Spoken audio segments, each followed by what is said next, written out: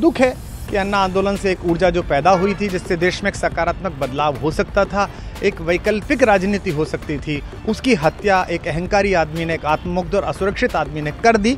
मैं आशा करता हूं कभी ना कभी भारत में ऐसा सूर्योदय किसी न किसी दल में अवश्य होगा। भारतीय राजनीति एक कलंकित अध्याय के रूप में इस बौने दुर्योधन को और इसके दरबार के तमाम शकुनियों को याद करेगी।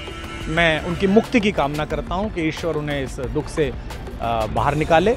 सबसे पहले तो भारतीय जनता पार्टी के लोगों को जीत मिली है, उन्हें बधाई, और आशा करता हूं कि जो जनादेश दिल्ली की जनता ने उन्हें दिया है उसकी वो प्रतिपूर्ति करेंगे और वे सब आम आदमी पार्टी के लाखों करोड़ों कार्यकर्ता जो अन्ना आंदोलन से आए, जिनके बहुत ही निश्चल, निष्पाप और बड़े भारत की राजनीति को बदलने के सपने की हत्या एक निर्लज्ज, नीच, मित्रहंता, आत्ममुग्ध और चरित्रहीन व्यक्ति ने की, उसके प्रति तो क्या संवेदना। दिल्ली को उससे मुक्ति मिली और मैं ये जानता हूं कि अब जो आम आदमी पार्टी में लोग बच गए थे सत्ता के लोभ में, लालच में, पदों के लिए, उस पैसे के चक्कर में, वे सब भी अब वापस जाएंगे, लौटेंगे, कुछ अपने व्यवसायों में लौटेंगे, कुछ पार्टियों में चले जाएंगे और पतन यहाँ से प्रारंभ हुआ है उन लोगों का।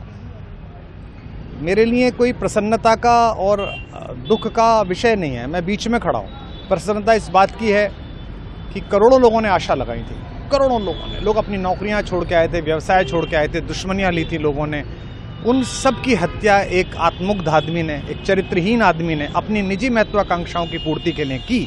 उसको दंड मिला, ईश्वरीय विधान से दंड मिला। प्रसन्नता इस बात की भी है कि न्याय हुआ। आज जब कहना नहीं चाहिए, लेकिन आज टीवी पर जब जंगपुरा का निर्णय आया और सामने दिखाई दिया कि मनीष हार गया, तो सदा तटस्थ रहने वाली और राजनीति से विरत रहने वाली मेरी पत्नी जो है, उसकी आंख में आंसू आ गए, वो रोने लगी, क्योंकि उसी से उसने कहा था कि अभी तो है ताकत, और उसने कहा था भैया ताकत सदा तो नहीं रहती। तो ये अहंकार आशा करता हूँ अगले लोग नहीं करेंगे, जो बाकी दल है वो नहीं करेंगे, इससे सबक लेंगे।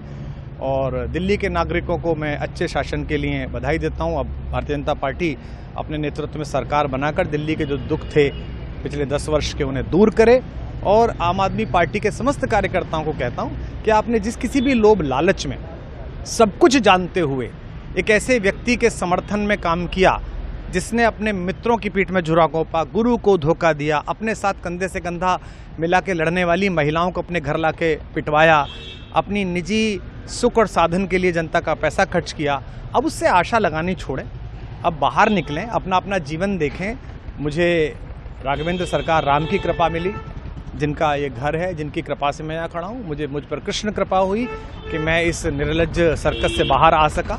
मैं उन सब से भी अच्छे भविष्य की कामना करता हूँ कि वो कोई गंदगी ना फैलाएं कहीं भी, वो लौट जाएं अपने शिविरों में।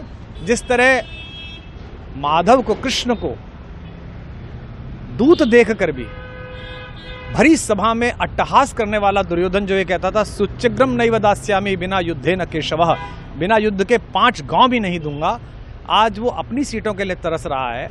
और मुझे पता है कि इस दुर्योधन का अंत भी टूटी हुई जंघा के साथ बड़ा ही दारुण होगा और भारतीय राजनीति एक कलंकित अध्याय के रूप में इस बौने दुर्योधन को और इसके दरबार के तमाम शकुनियों को याद करेगी। मैं उनकी मुक्ति की कामना करता हूं कि ईश्वर उन्हें इस दुख से बाहर निकाले और समस्त लोगों को बधाई देता हूं कि चलिए अंततः न्याय हुआ।